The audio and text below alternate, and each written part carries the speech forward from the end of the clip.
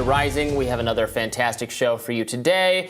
Good morning, Briahna. How are you? I'm doing well, Robby. I'm looking forward to today's news, given the news day that yesterday was. It was a long and interesting day, and we will talk about that and a lot of other stuff. Well, actually, why don't you give the audience a preview? Well, Robby, we have a massive show today. Journalist Michael Schellenberger will join us to discuss some reporting he's done on the lab leak origins of COVID that finds the first people sickened by the virus were Chinese scientists at Wuhan Institute of Virology. Then Gallup editor-in-chief Mohammed Yunus will be with us in studio to discuss public opinion polling on transgenderism. Plus, Jordan Charrington will fill us in on his investigation into toxic gas levels in Michigan. Well, we can't wait for that. But first, yesterday, Donald Trump pleaded not guilty to 37 charges relating to his alleged mishandling of classified documents. After being fingerprinted and formally arraigned, the former president gave a primetime speech to supporters at his New Jersey golf club. This is called election interference and yet another attempt to rig and steal a presidential election. More importantly, it's a political persecution like something straight out of a fascist or communist nation. Now, MSNBC chose not to air Trump's speech, and we'll get to more of that in just a bit. But first, The Hill's Brett Samuels is here with us to give some details of Trump's legal woes. Welcome, Brett. What's the latest on this front? Yeah, thanks for having me, guys. Yesterday, obviously, we saw for the second time this year, former President Trump arriving at courthouse to be arraigned on criminal charges. In this case, there were federal charges, as you mentioned, related to his retention of classified documents and how he allegedly obstructed investigators from getting those documents back. And what we saw yesterday, especially in this primetime speech from the former president, was, I think, sort of a preview of what we can expect in sort of the weeks and months to come as this trial starts to play out, as a legal process starts to get moving down in Florida. We heard the former president attack Joe Biden, alleging that, Joe Biden and the Justice Department were sort of in cahoots to take out a political rival. We heard him offer up sort of a litany of potential defenses, many of which were either misleading or inaccurate, talking about the Presidential Records Act, comparing his own handling of classified documents to how President Biden, in his case that we've seen where classified documents were found at his Delaware home and in his old office, despite some key differences in those cases. And we saw former President Trump really attack special counsel Jack Smith, calling him a thug, a deranged lunatic, sort of launching into these insults against Jack Smith. So I think it's a preview of what we can expect post-arraignment now. We'll see the former president and his team really try to discredit this investigation, paint it as political, argue that these charges are meant to take out, the current frontrunner for the Republican nomination in 2024. So certainly yesterday was the start of what will be a long process, and we'll see how it plays out as it sort of has its backdrop of the political calendar for 2024.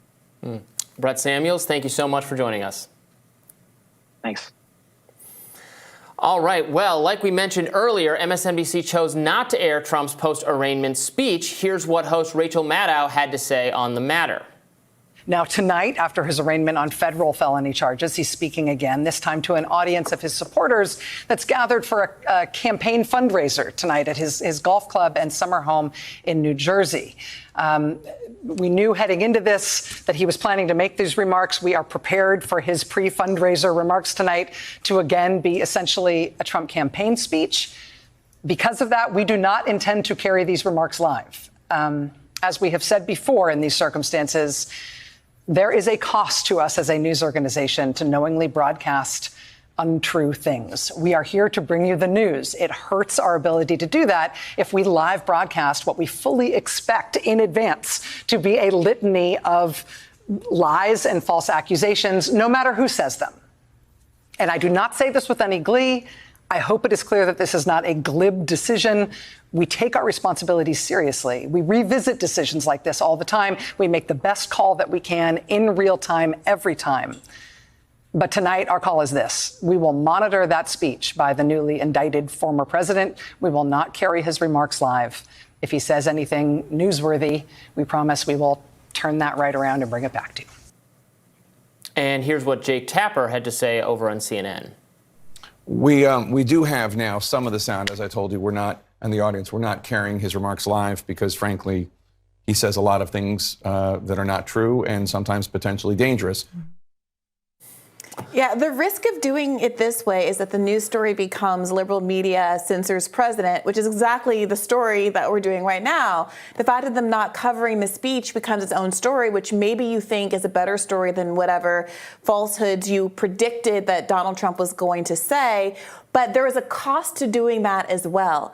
And I'm not sure at this point, given the silo nature of the news ecosystem, where pretty much people who are watching MSNBC and CNN are not going to be Trump voters at all, what the actual damage is. Is the concern that their listeners are so suggestible or that Donald Trump is so persuasive that just hearing him say, I don't know, election denialism or I'm innocent or whatever it is you think he's going to say is going to flip them into Trump voters? Yeah, I was watching CNN and MSNBC and Fox last night, and I happened to have flipped back over to CNN, MSNBC. It said, I can't remember which of the channels I was on, but it said Trump's remarks upcoming, and I missed this disclosure because I had been flipping back and forth. So I was waiting for the Trump speech, and I'm like, isn't it supposed to be on right now? And I didn't realize they were just skipping it. So then I switched over to Fox, which of course was carrying it. I think I agree with absolutely everything you said. What do they expect to still be in the mindset that you need to protect your viewers from hearing the things Trump has to say because they're wrong and or dangerous? Like, aren't we past that? You can't deplatform him. You can't. No, he's going to be out there president saying things. I think it doesn't inspire confidence in your own ability to rationally explain to people why the things he's saying are not correct. 100%. I would point out that social media companies that I think were way too heavy-handed on moderation, YouTube including, has now decided they're going to go the other way. They've said, we realized something that Robby was saying all along, which is that this effort to shield people from hearing things we think are wrong has negative consequences and can actually chill legitimate political discussion. They said they're not going to police election disinfo anymore to the same extent that they were doing it previously.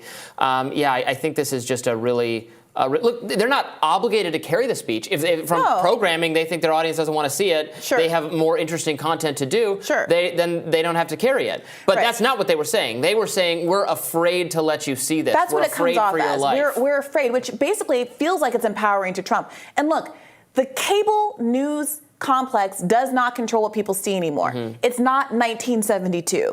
Anybody interested in watching the speech is going to flip over to Fox, which is not going to help your ratings, or they're going to go online and watch it. It's all over Twitter. It's all over YouTube. It's all over the internet. So you just don't have the same ability to influence the public knowledge the way that the corporate media used to in the past. And so your role has to change.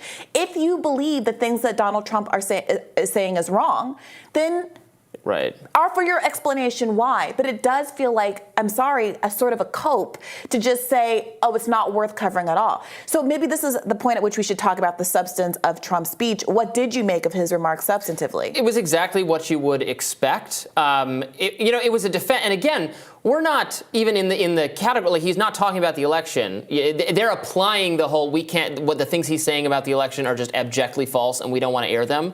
They're applying that now to him presenting a defense in a criminal matter, which he's absolutely entitled to do. He is innocent until proven guilty. You might think the indictment is very damning, but he has every right to, under the Constitution, to argue that he did not violate these laws, and he's going to be doing that in court. We're not going to be airing his speech because it's too harmful to allow him to mount his defense. That is actually bonkers. And it's quite obviously on its face newsworthy what Donald Trump believes to be the best defense to this criminal indictment. Because Rachel Maddow said, well, we'll review the speech, and if it's newsworthy, then we'll talk about it. We'll play it for you after the fact. Well, obviously, knowing the context of what the speech is about, even if he is lying, that is in fact newsworthy. So it's obviously not a newsworthiness standard. It's something else they're applying. And their inability to define that and be consistent about that is going to be an ongoing problem with those news organizations. I thought the most salient or interesting part of his remarks was that he basically said exactly what his Republican defenders are saying about it, which is that this is unfair because they didn't do anything about Hillary Clinton and Joe Biden, and he threw Bill Clinton under the bus and George W. Bush as well, and they're just out to get Trump. They haven't treated anyone else like that, which that all may be, even if that's true, is not going to end up being a persuasive defense before a judge or jury in this actual criminal matter. He said he did nothing wrong. He called it the boxes hoax, so that's going to be the way it's being described. He's still minting new linguistic terms for the American public. I mean, I think that is true. This is the question that I hope gets resolved and engaged with by more legal commentators as we go forward. I think it is true. It is obviously true that there are meaningful differences between Donald Trump and the others in terms of how they responded to the request to give over the documents that they inappropriately kept. So yes, Donald Trump obstructed justice. Donald Trump did more than the other people did. At the same time, the Espionage Act has been applied to throw people in jail who have done less than what Biden and Pence and Hillary and all of them did. So that there still is a question raised about selective prosecution and who does and who does not get prosecuted, even if it is also true that there are different levels of bad actions here among this crew of people. Yeah, absolutely. I so agree with you, and I think we should continue to explore how the Espionage Act has been used to brutally punish people, not just your celebrated political figures, but just like everyday regular people, Americans. All right, we'll have more Rising right after this.